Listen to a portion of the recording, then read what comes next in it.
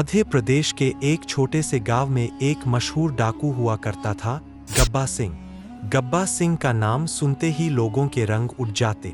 वो अपने घोड़े तूफान पर सवार होकर गांव से गांव लूटने जाया करता था। उसके पास एक पुरानी बंदूक थी जो उसका सबसे बड़ा हथियार थी। गब्बा सिंह अपने कबीले के साथ अक्सर रात के अंधेरे में चोरी और लूटपाट करता था। लोग उससे डरते थे, लेकिन उसकी एक अजीब आदत थी। वो सिर्फ अमीरों को लूटता और गरीबों को कुछ न कुछ हिस्सा बांट देता। इस वजह से गांव वाले उसे दिल से बुरा भी नहीं मानते थे। एक दिन गब्बा को खबर मिली कि शहर के पास वाले जंगल में एक बहुत बड़ा खजाना छुपा हुआ है। ये खजाना एक पुरानी हवेली में था, जहां पहले के जमाने में एक राजा रहता था। गब्बा ने सोचा कि अगर वो ये खजाना हासिल कर लेता है तो उसका नाम और भी मशहूर हो जाएगा और वो इस लूट को अपनी सबसे बड़ी लूट में तब्दील कर सकता है। जंगल में रात का समय था और अंधेरा घना था। गब्बा और उसके आदमी घोड़े पर सवार होकर जंगल की तरफ चल दिए। जंगल का रास्ता कठिन था, लेकिन गब्बा सिंह बिना किसी डर के आगे बढ़ता गए। रास्ते में उसे अलग अलग चिरचिराहट और जानवरों की आवाजें सुनाई दे रही थीं, पर वो अपने इरादे से पीछे नहीं हटा।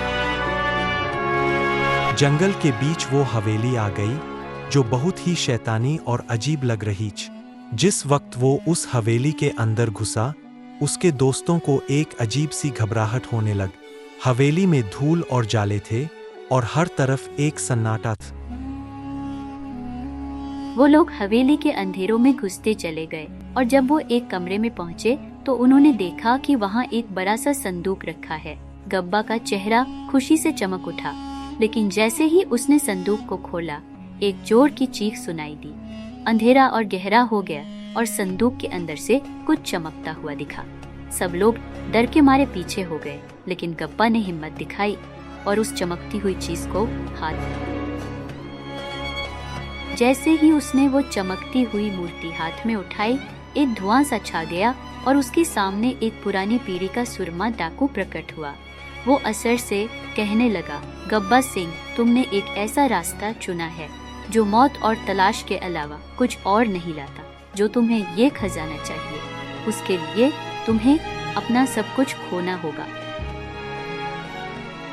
गब्बा सिंह के दोस्तों ने भागना शुरू कर दिया, लेकिन गब्बा सिंह अपनी बंदूक तानकर बोला, मैं ये खजाना हासिल करके रहूंगा, चाहे कुछ भी हो जाए। पर वो डाकू हंस पड़ा और कहा, ये तो सिर्फ शुरुआत है।